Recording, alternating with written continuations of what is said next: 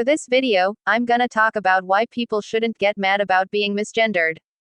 Like for example, if you're misgendered anywhere in public, you shouldn't make a big deal out of it or get mad because that happened, because maybe the person doesn't know what you identify as, so if they don't know your identity and they misgender you, then don't get mad because you have to tell them what your identity is so they don't make the mistake in the first place, or again if they ever see you again, or maybe it's number 2.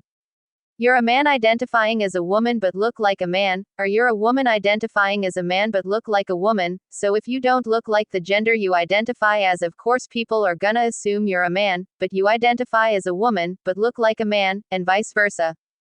You shouldn't expect people to know what your gender is and then say, I was misgendered, when you're supposed to tell them what you identify as, so that you don't get misgendered.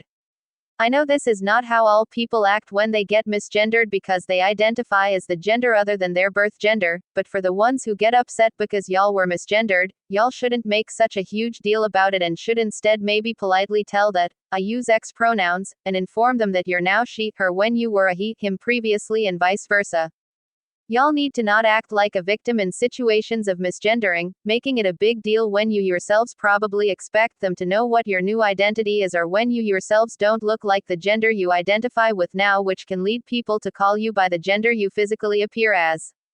If you look like a he, him, then of course they'll refer to you as sir and things when you're not a he, him anymore and vice versa.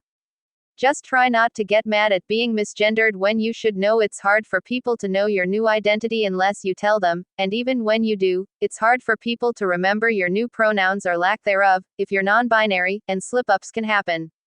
Like me when I sometimes say the wrong pronouns to my online friends in messages, but then I remember to correct myself because a slip-up happened, and yes it does happen.